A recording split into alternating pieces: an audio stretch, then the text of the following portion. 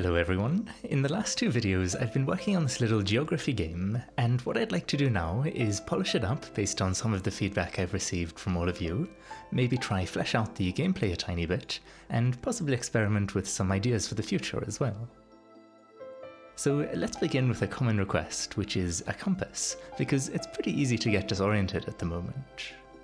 To implement this, I think it'll be helpful if we can first figure out the following problem. Are you excited for some maths? Of course you are. Let's say we're at point A on this globe, and we want to get to point B as quickly as possible. What direction should we face? Well, the shortest path is a straight line, of course, but problematically, our aeroplane lacks the ability to just burrow straight through the Earth. So what we can do instead is take the direction from the center of the sphere to point A and cross it with the direction from the center to point B. And crossing just means doing this somewhat confusing bit of maths, which gives us a new vector that's perpendicular to our two input vectors. Now imagine a plane at the center of the sphere. No, I mean the geometric kind. And this plane is oriented such that its surface points up along the vector we just calculated. The significance of this is that where the plane intersects the sphere between our 2 points is the spherical equivalent of a straight path. So now we just need to take the plane's normal vector and cross it with the vector pointing towards A, and that will give us this.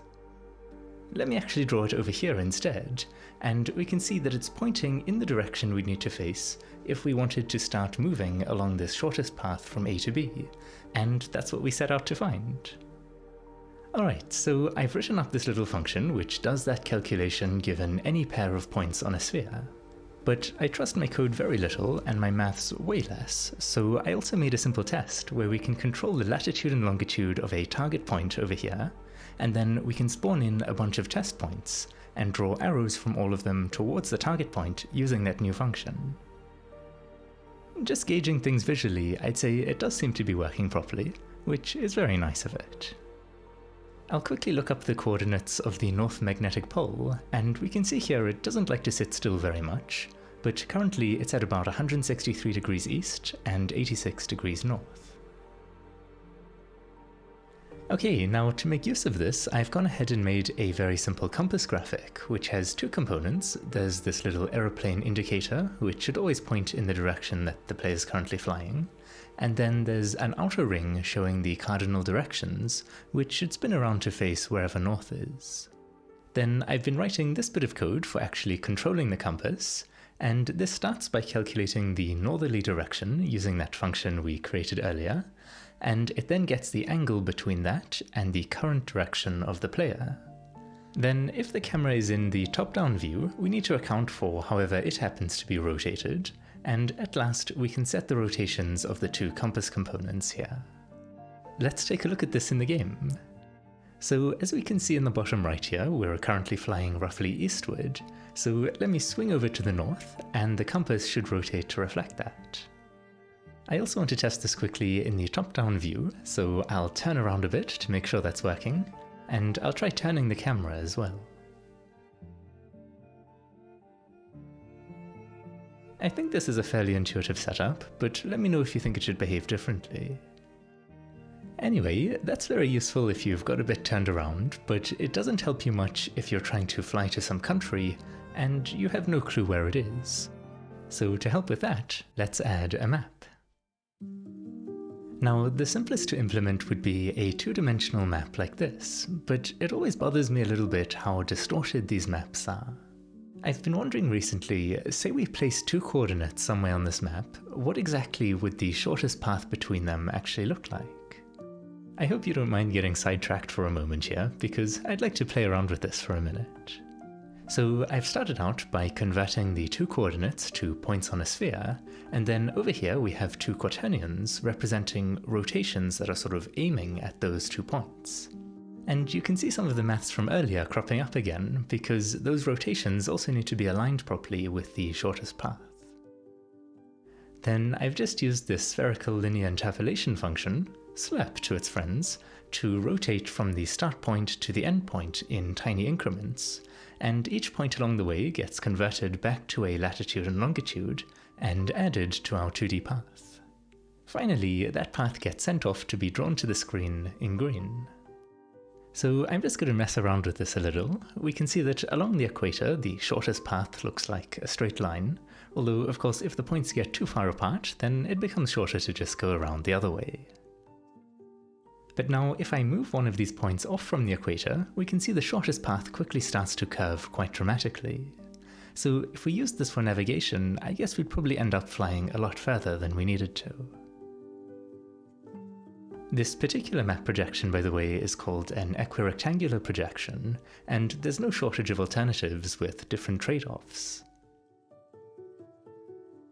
This projection, for example, prioritizes keeping the area of shapes intact, as does this one, whereas this projection tries to keep points at the correct distance and direction from the center. I find these different map projections quite fascinating to look at, and I'd love to explore them in more depth at some point, but I think it might be best to give the player a little globe to use for navigation instead. I guess I could use my old test version of the world as a starting point for this. There are some problems though. For example, if we look at Antarctica, it's clearly going to need some care and attention. If I turn on the wireframe view here, we can see the mesh looks absolutely awful, and I think a big part of the issue is that the triangulation process happens in 2 dimensions, so it's getting run when the Antarctic looks like this, which is a very different shape from how it ends up on the sphere. So I've been working on a little test over here to try get around this issue. This is a shader that takes the latitude and longitude of each pixel it wants to draw and converts it to a point on a sphere. It then rotates that point around the horizontal and vertical axes by some amount that we can specify.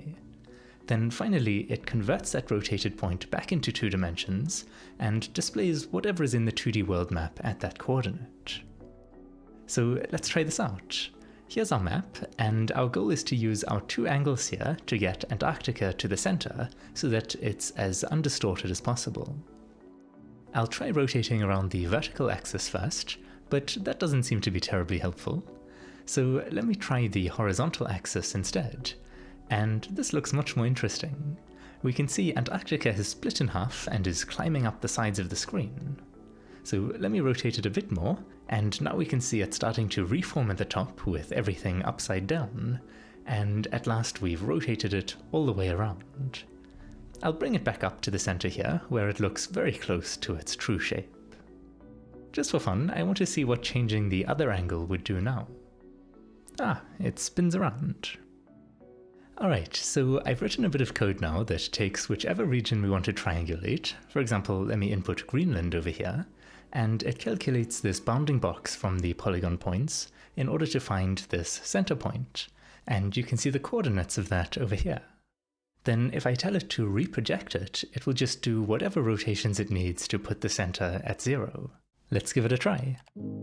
Ah, that's not good. I think I might have got a degrees to radians conversion back to front somewhere. One moment. Okay, I fixed some things, so I hope it's slightly less nauseating this time. That's more like it. So the idea is that before triangulating each polygon, we'll automatically run this process on the polygon's points, so that the shape it's working with is as undistorted as possible. This really isn't all that important for most places. As a random example, if I run this on Australia, you can see it pretty much stays the exact same shape. But still, it helps quite a lot in a few cases, and doesn't do any harm otherwise. So I finished up the code for all that, and here's the result. As you can see, the triangulation is much neater now, which makes me happy, and I've also made it so that we have some control over the resolution. Here's the rest of the world, and I've stylized this a bit with the height representing the average elevation of each country, and the colours representing the country's average yearly temperature. Although there's some random variation added to the colour as well, just so that neighbouring countries are a bit easier to distinguish from one another. I've also been writing some simple code for doing things like rotating the globe around with the mouse, and highlighting the country your mouse is over. So here's how it currently looks in the game. Oh, and you can see there's a little version of the player here as well, with a trail to show your recent flight path. Anyway, I'll try hovering over some countries, and we can see they're getting highlighted properly, and we can rotate around as well, so I think that's quite nice.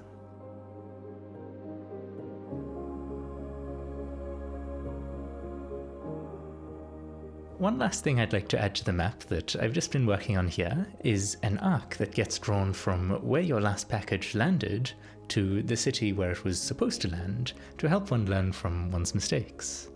I actually ended up over here using some of the code from that little experiment we did with the shortest path on a 2D map, so it's nice that that diversion ended up being somewhat helpful after all. Anyway, we can now specify 2 points anywhere on the globe, and it will draw for us this little dotted line between them.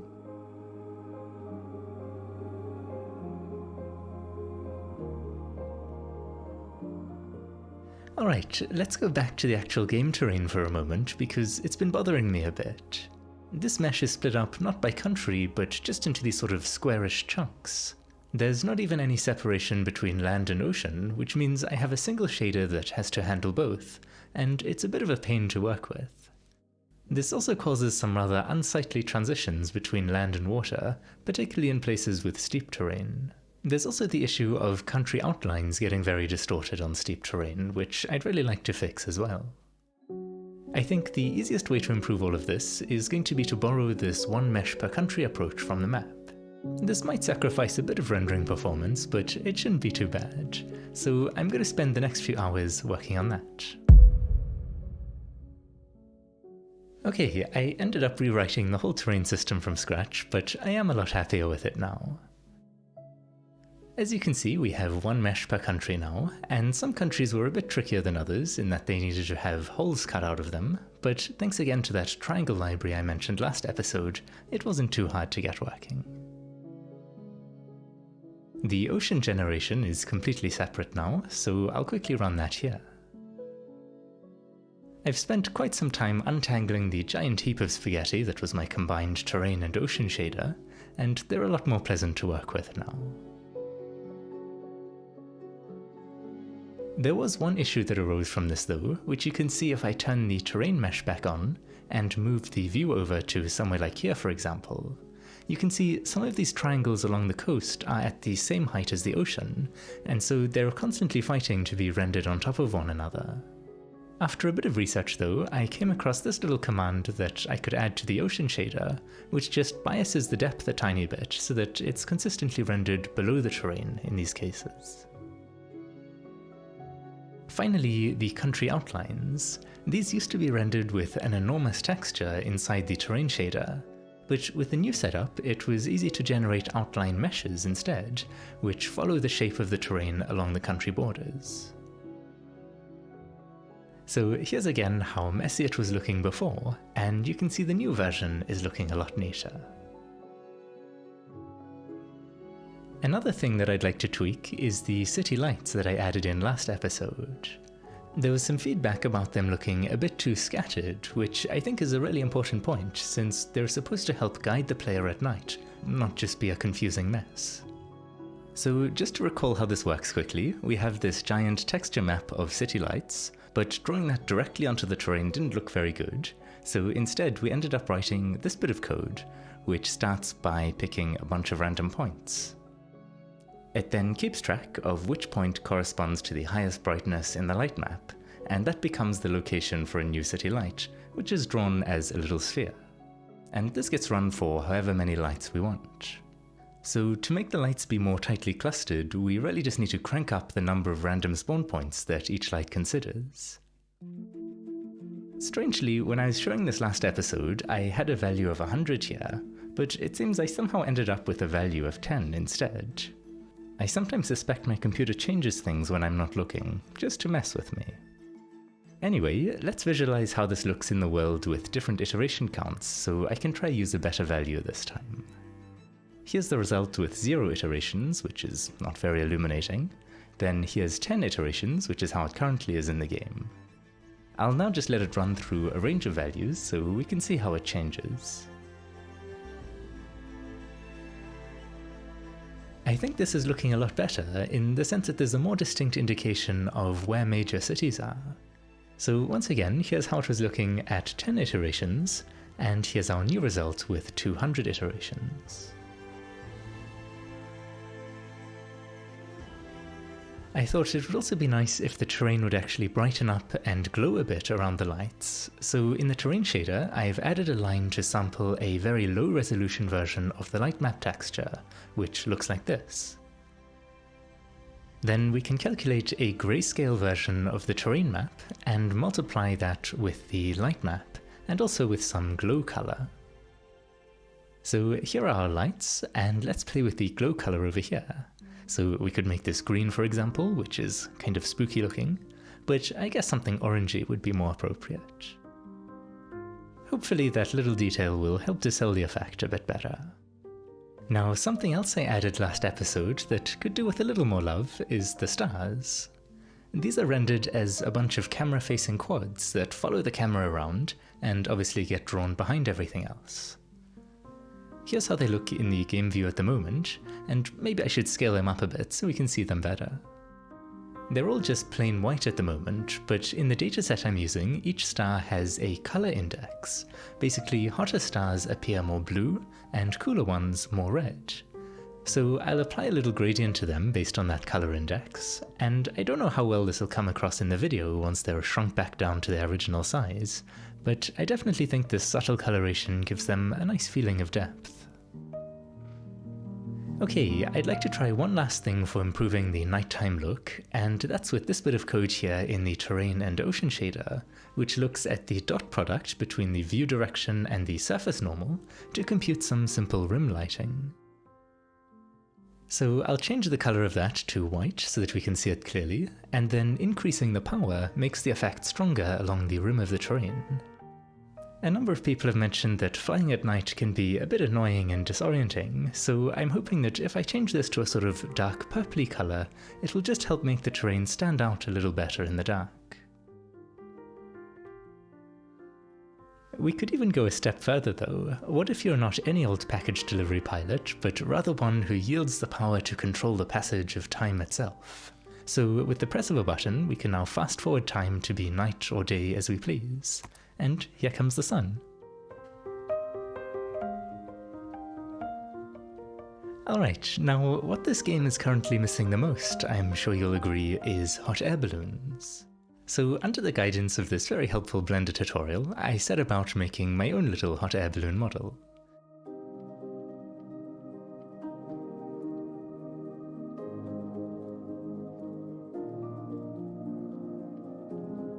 And here's what I ended up with.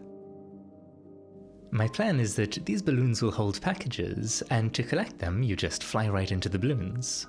It makes perfect sense, don't worry about it. Now, I've done some UV unwrapping over here because I think it'd be a fun detail if the balloons actually displayed the flag of the country that they're from. So I've imported hundreds of little flag textures, and I guess I'll test this out first with my home flag. I think it looks pretty good. Of course, there'll unfortunately be a seam around here since it's not a symmetrical flag, but it's at least lined up with one of the seams in the balloon, so it doesn't look too bad. Let's try something with a more intricate design, like maybe this one over here. I don't actually know what country this is, but I think the ship looks very cool, and I don't think it's too distorted by the shape of the balloon, which was my main concern. I also want to try one quickly that has some writing on it, just to make sure that you can actually read it properly. I think these have been coming out pretty well. If any of you watching are flag enthusiasts, by the way, I'd be curious to know what your favourite flag is. I'm having a hard time picking a favourite myself, but I've been enjoying looking at all the different designs here.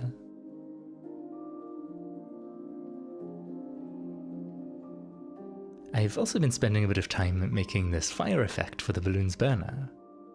I've never really got the hang of making particle effects look good, so that's why it looks like this, but it's better than nothing at least. Okay, I've integrated these into the game now, so if I press play, we should see some balloons popping up. I'll head over to this nearest balloon and just fly through it to grab the package. At the top, you can see the address has now changed to Oslo, which is where we need to try drop this off. I think that's right about here, perhaps?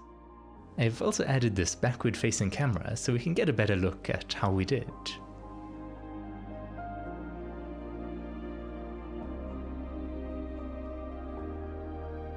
Now, you might have noticed we're moving pretty fast. I think I'm doing about 350 kilometers per second at the moment, which is quite impressive for a little plane like this. So these ridiculous speeds are nice for traversing long distances, of course, but frustrating for precision aiming if you happen to know exactly where the city is you're delivering to. For example, I think Santiago is right over here. Okay, not quite apparently, but even if I had known precisely where it is, it still would have been tricky to land the package exactly on target at this speed, so I'd like to let the player slow down a bit.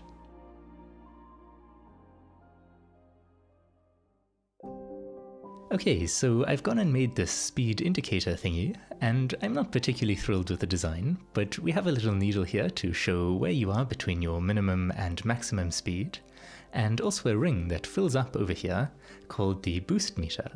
I thought boost might be a nice way to reward accurate deliveries, allowing you to travel even faster for a little while. So let's try this out. Right now I'm flying at top speed, but I can slow us all the way down until we're crawling along at barely 100 kilometers per second. That should help a lot with making precise deliveries. But now let's try out the boost. The boost meter is sadly empty at the moment, but I can just cheat and press a button to fill it up a bit. And now we can zoom across the ocean to Antarctica in no time at all.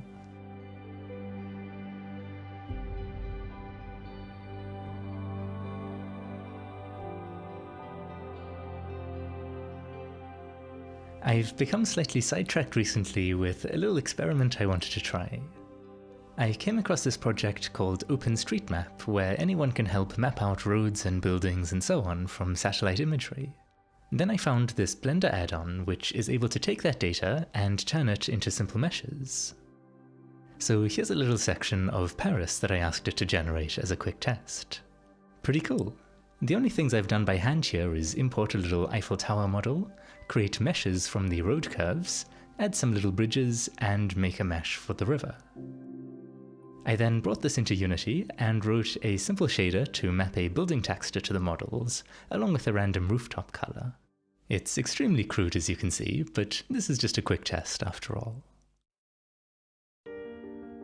Of course, I then made it so we can fly around and explore the city, well, this tiny portion of it anyway. It does take quite long to download and generate all of this, understandably, so I didn't want to go too wild with the scale. I'm struggling to think of a way this could really fit into the project, but maybe it could work as a separate game mode. One vague idea I had was you could be a skywriter, and you could get requests from people around the world to write a message over their city. I thought that might be an interesting way to learn a few different words or phrases in other languages, while also getting an aerial glimpse of what different cities around the world look like. One tricky aspect to this would be evaluating how well someone managed to write the given text. I'm also not sure it would be that fun to do over and over. I guess there'd need to be other challenges you could do as well, like finding and photographing landmarks, perhaps. I'd be interested to hear your thoughts on whether this idea has any potential, or what else, if anything, I could do with this little experiment. I am aware, by the way, that this text wouldn't be the right way around for anyone looking up at it from the ground, but I find it tricky enough writing somewhat legibly without having to invert all the letters, so that's why my skywriting services come at a discount.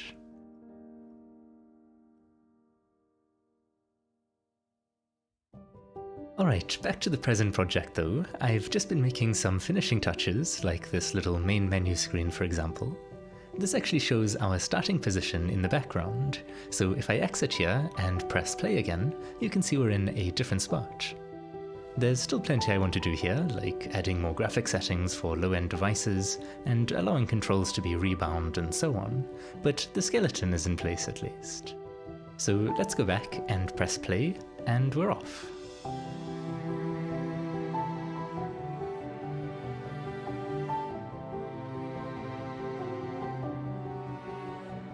So this is essentially all there is to it at the moment. It's not a very elaborate game, but if you'd like to give it a try, there's a link in the description, and I'd love to hear your thoughts on it. Also, if you'd like to actually open the project up and make your own tweaks or changes, I'll be linking the project source in the description as well. Now, the main intent of this game is just to be a simple and hopefully relaxing experience that maybe teaches you some geography along the way. But in case anyone wants to take it a bit more competitively, I've added a timer in the bottom left, and once that runs out, you'll get a little screen showing some fun statistics, like how far you've flown and the distance of your best and worst deliveries. Then all the way at the bottom, there's also a score, along with your previous personal best. So if you wanted to try and beat that, you could exit and start again, or you can just keep on playing in endless mode.